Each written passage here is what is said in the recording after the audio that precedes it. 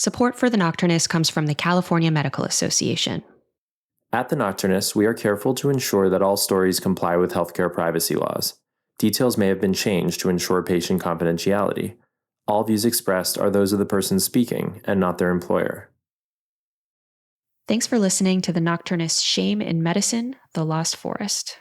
If this is your first time tuning in, welcome, and I actually recommend you rewind and start at episode 1. This is a series that builds on itself over time, so starting at the beginning will definitely lead to the richest listening experience. Enjoy the show. So a few months ago, I was texting with a friend of mine who's a surgeon, and we were joking about how when we were kids, we were such perfectionists. I mean, we had color-coded notes, A+ on every homework, and we were utterly devastated when we got our SAT scores back and they were only in the 90th percentile. And then my friend asked, what happens when you take a kid like that, a kid who's a perfectionist, and plop them into medical school and tell them to be perfect or else someone dies? And we were actually laughing about this over text because even though it sounds like an exaggeration, it's also kind of true. The stakes in the profession of medicine are so high that it sometimes feels like perfection is the only acceptable way. Of course, we know that nobody's perfect. So, how do we embrace that truth and still do our job? How do we even know when we've made a mistake? What's the difference between a mistake, an adverse event, and a bad outcome? When we do make mistakes, how do we navigate the tension between individual responsibility and this broken healthcare system that makes these mistakes so common? How do we even begin to wrap our minds around the devastating consequences of our mistakes on our patients? And how do we take care of ourselves in the aftermath? In this episode, you'll hear stories from healthcare workers grappling with medical errors.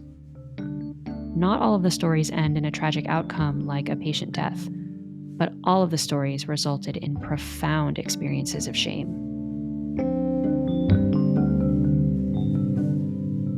You're listening to Shame in Medicine, The Lost Forest.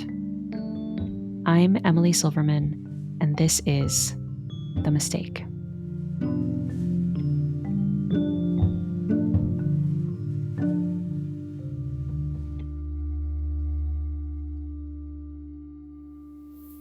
So I'm going to admit that I absolutely love disco music. I love 70s disco. I love early 80s disco. I just love disco music. And one of my favorite songs is called There But For the Grace of God Go I. And it is stuck in my head right now. And it makes sense given the story I'm about to tell you.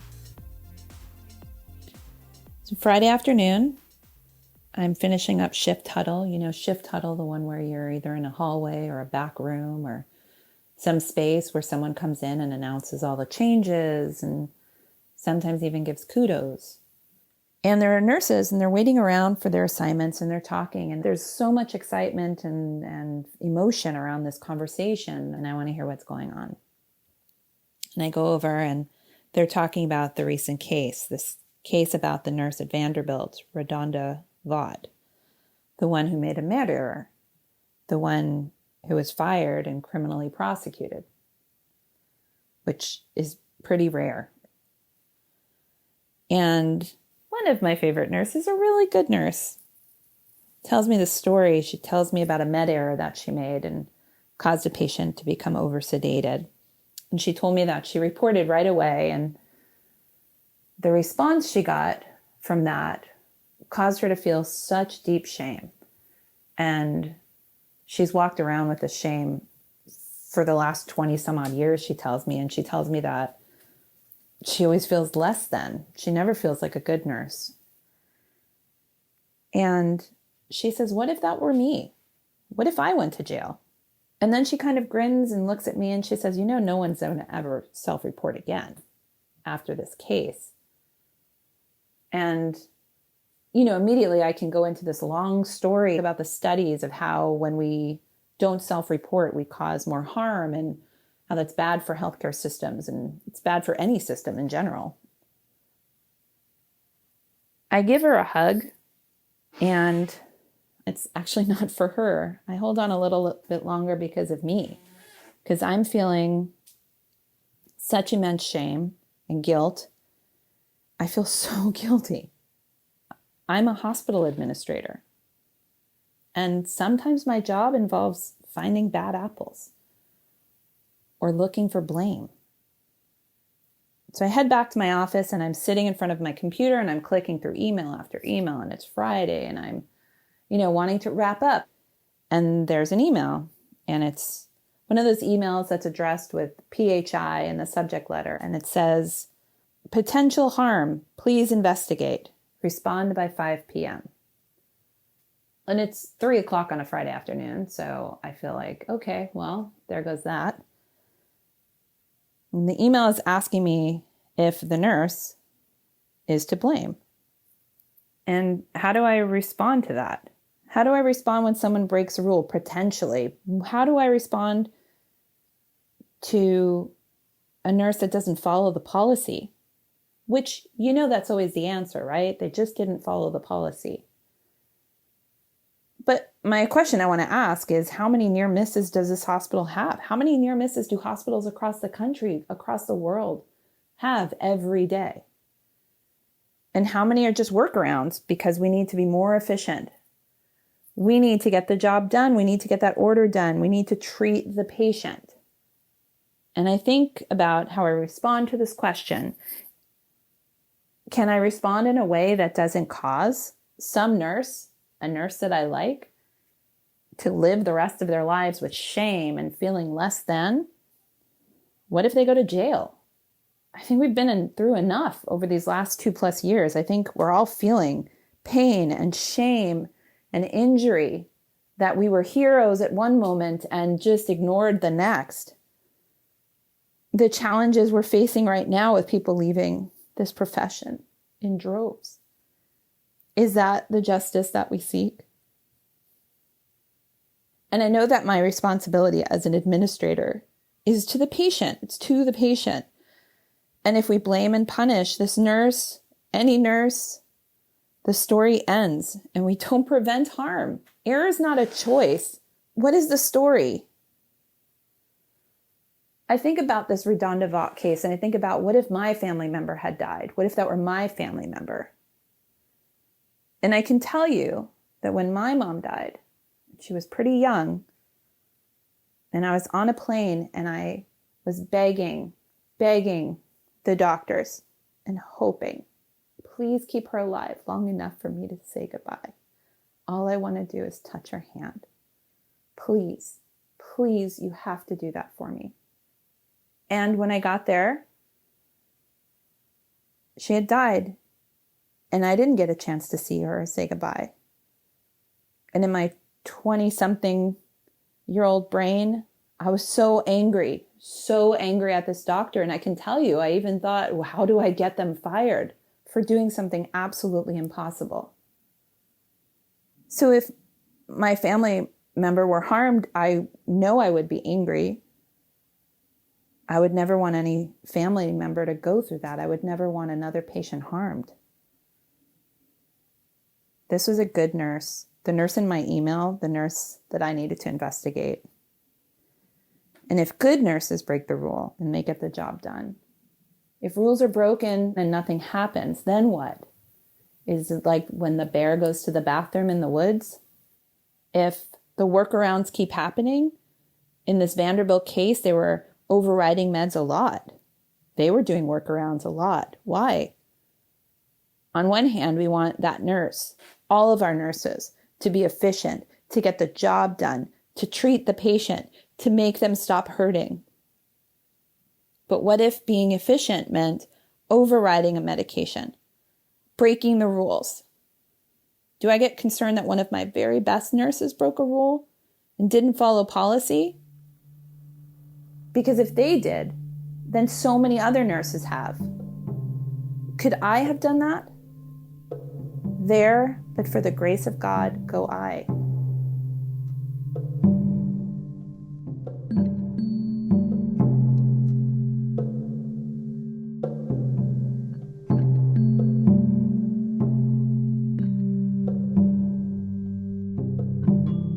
So there's two things that I think listeners need to understand about IR.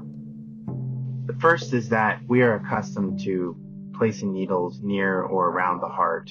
And the one thing you never want to do is hit the heart with a needle, because it's like crashing the plane. And the second thing to know about IR is that it's normal for us to be the service of last resort. So there's this wonderful 72-year-old grandfather who is brought in by his family to the emergency department. And a CT is done, which reveals a mass in the head of his pancreas, which is likely a pancreatic cancer. So oncology approaches me and they ask if I can biopsy this new lesion in his liver. I looked over the CT and it looked a little sketchy. The lesion was small and it was near his IVC, duodenum, and importantly his heart. And these are always dicey situations. The closer the needle gets to the heart, the pulsatility is transmitted through the needle and you can feel it. And it is scary. I genuinely feel a little bit of fear anytime you do these procedures, and your hands get a little sweaty and you can feel the hair stand up on the back of your neck. But if you do enough of them, you just feel more comfortable over time. And so the patient comes to the interventional radiology suite. I place the patient on the CT table and I can see the lesion. So we prep the skin and I carefully advance the needle through the skin. Looks good. I'm lined up. And the whole time I'm just looking at the heart and the lesion, the heart and the lesion as I advance this needle down to this caudate lobe target. And I can feel the pulsatility getting stronger and stronger. And all of a sudden, I notice that the patient's respiration has slightly changed, probably because of the effects of sedation wearing off. And this can affect the position of the heart. So I get a follow-up CT, and I see that there is a new pericardial effusion, which is dense and is likely blood. So I presume that the needle has hit the heart, and I look up and see that the needle is kind of bouncing around. It's acting like it's touching the ventricle, and then all of a sudden it stops moving. And meanwhile, the patient's vital signs are completely stable, but I just call a code. Everything's going through my mind. I've hit the heart with a needle, but I don't have any time to process it because I'm just focused on the patient. The cardiologist rolled in, easily placed a pericardial drain, evacuate the blood, and the patient goes to the ICU. He's okay, but the family is upset. How is it possible that he was getting a liver biopsy, but his heart was hit with a needle, and they're not even in the same part of the body? So I didn't even speak with risk management, but I just go in there and I tell them straight up what happened. And it just diffused the situation. They were gracious about it, and I'm still shocked that that was the case. I think they were just surprised that someone had told them straight up exactly what happened, and I didn't try to sugarcoat it or deflect blame. But obviously, if you hit the heart with a needle in a hospital, people talk. So I walk out of the ICU and I'm going back to IR to mull this over, and I see a surgery resident straight ahead, and he's in an ICU room with one of his colleagues. I hear the resident say, loud enough for me to hear, "Here he comes." And he shakes his head like, there's the guy that just hit the heart with a needle.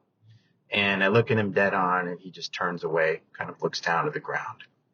I don't know why he said that. Maybe he was pissed that somebody made a mistake, or he didn't like me or IR. But the hard part of recovering from something like this is not the act of shame from others. What others think about me just pales in comparison to how seriously I take my own complication and skills. And I think most of my attending colleagues are like that. I think the challenge is to report back to work the next day and still perform and have a family after seriously harming someone.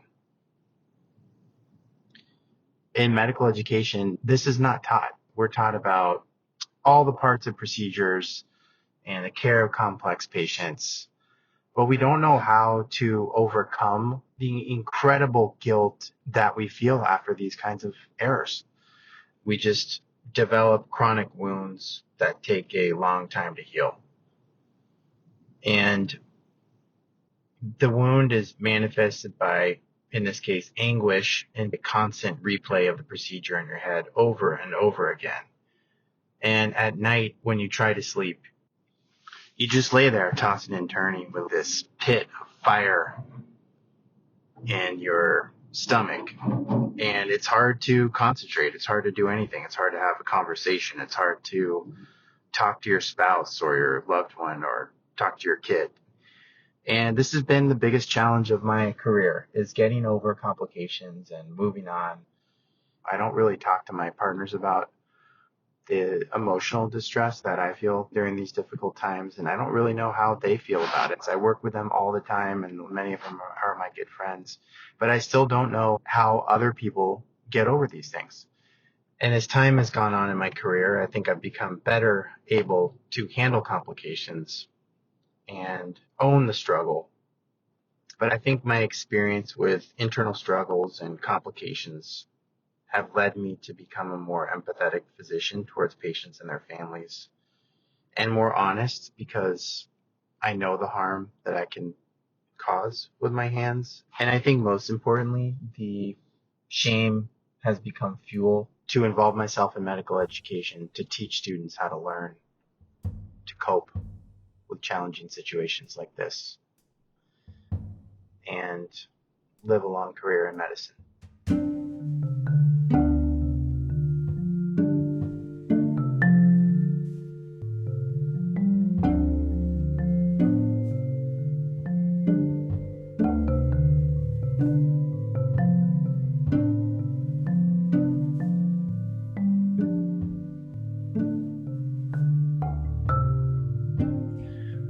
It was about 3 a.m. on my overnight shift on labor and delivery, and one of the senior residents called me to come assist with a birth. This mom had been pushing for about 3 hours and was just flat out exhausted and wanted help. And so we reviewed the options that were available, one being a forceps assisted delivery, the other being cesarean birth. And ultimately, the family chose to proceed with a trial of a forceps.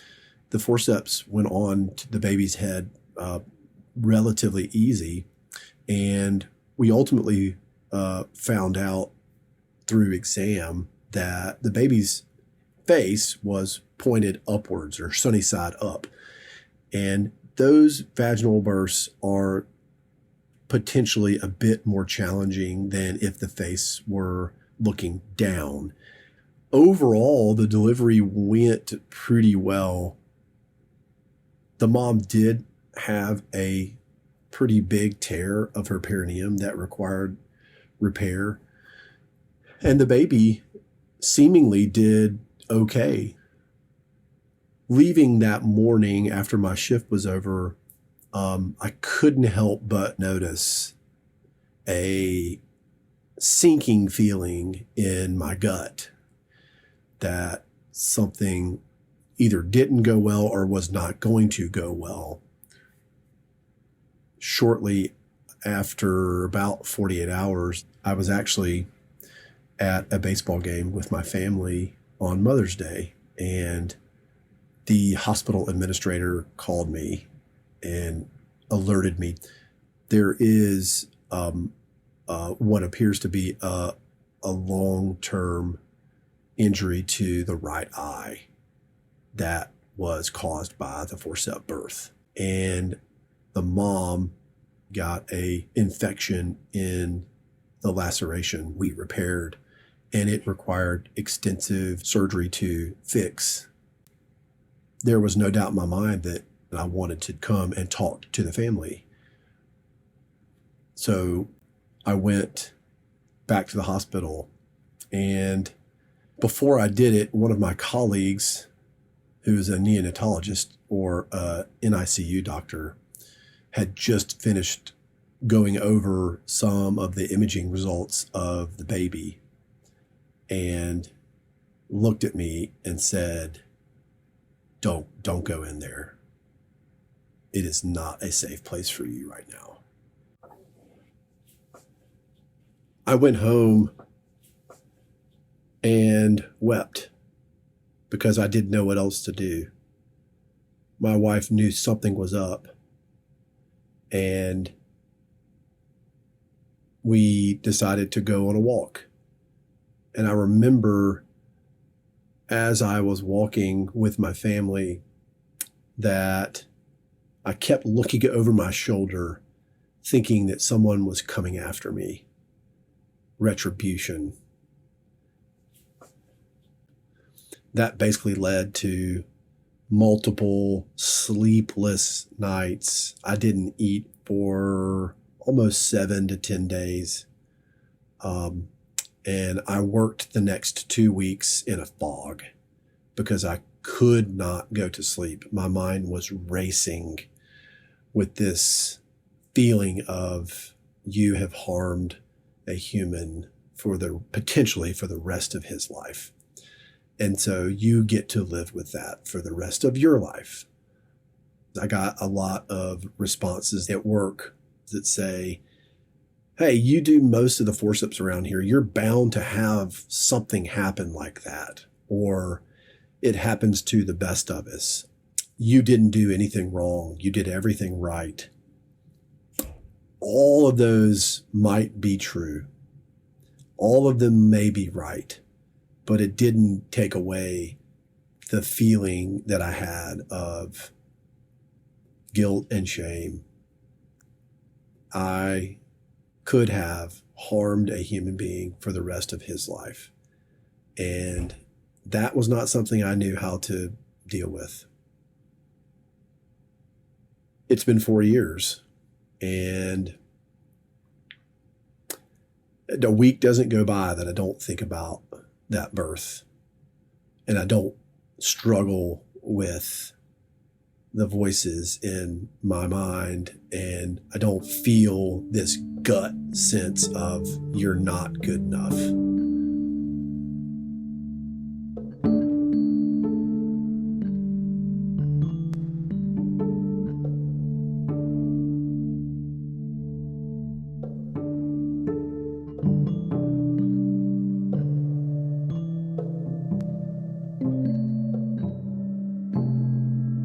When I was a resident, I had many opportunities to feel shame because we use shame as a terrible teaching tool in many ways.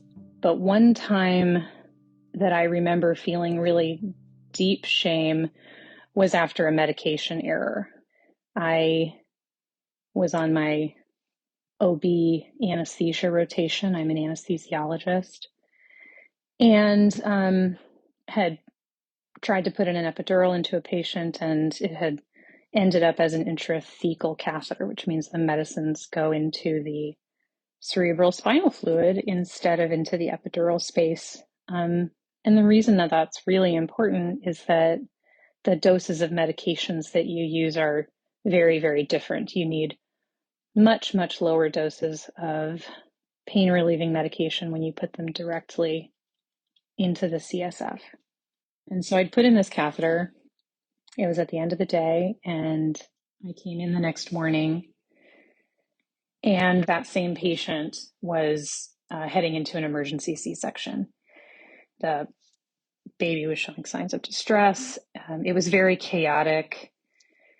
And as we're rolling this patient back to the operating room, I see that the end of the catheter has been ripped off somehow, which means you can't really give any medications through it, which means it's not particularly useful in an emergency. So I'm scrubbing it and cleaning it and cutting it and trying to sterilely make it possible for me to use this in this emergency situation.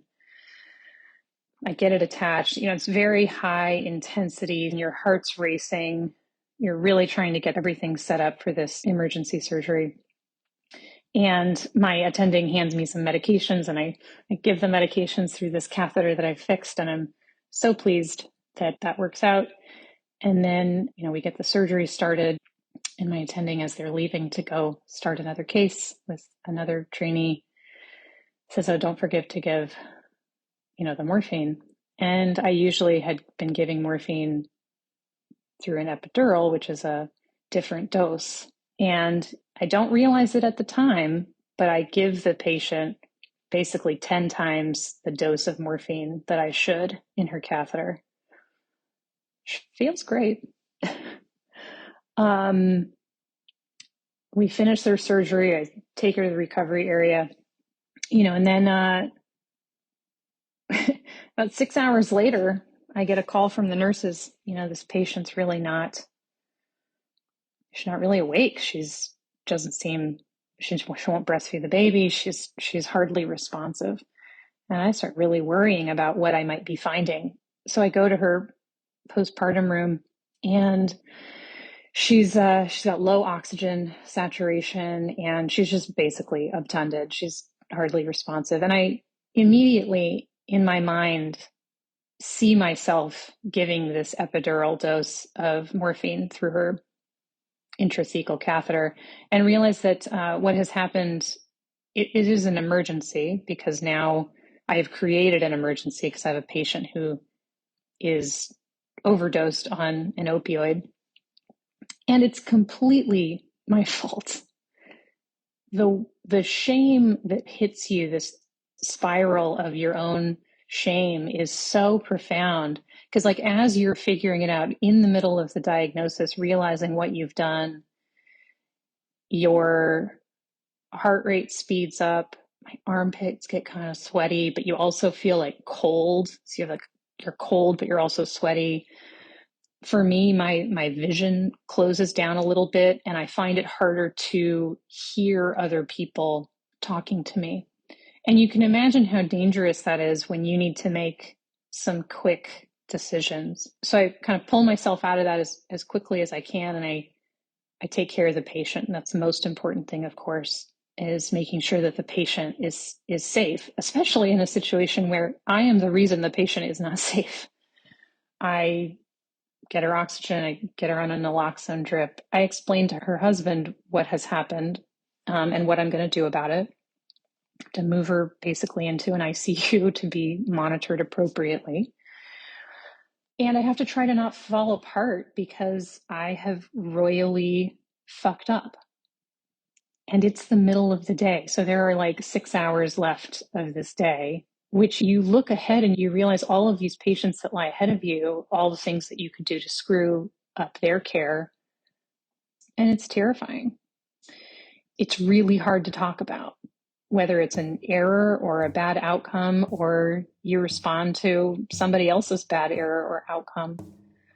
It can be really overwhelming if you feel that you've had any part in harming another person, because we do not get into this work to harm others. We get into this work to be helpers.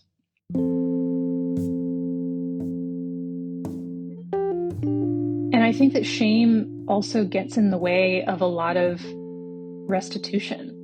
When I had apologized to this woman and her partner, she didn't remember.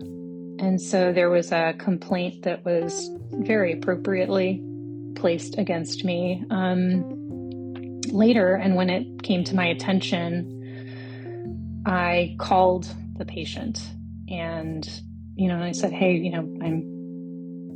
I'm the person that did that to you, and I'm sorry." And it's hard to say you're sorry, not because you don't want to. It's the right thing to do. It's hard because it takes you immediately back into all of those shame feelings.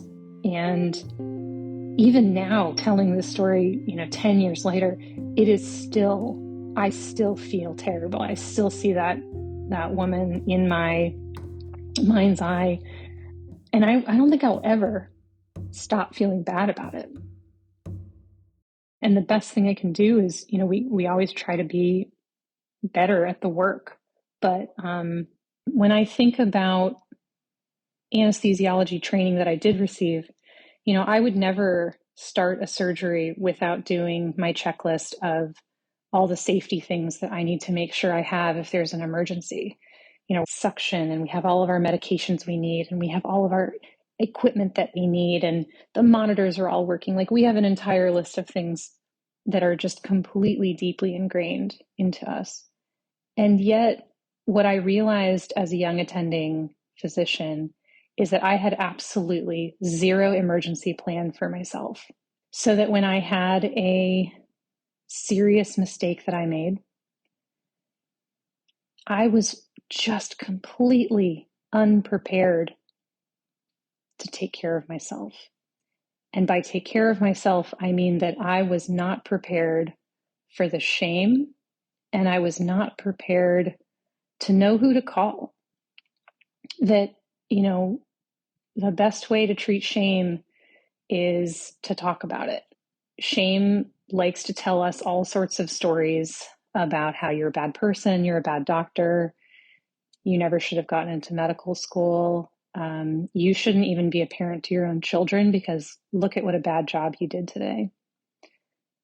You're not smart enough to do this. You never should have gotten into this program. You never should get this job. You certainly will be fired because of this. Your brain tells you the most unkind and outrageous things. But the only way that you find out how ridiculous you are treating yourself is when you talk to your colleagues about their own experiences and you realize how universal some of these shame experiences are. But the shame doesn't, we can kind of mitigate it, but I don't think it'll ever really fully go away. But I think it's important to talk about it because it happens to all of us.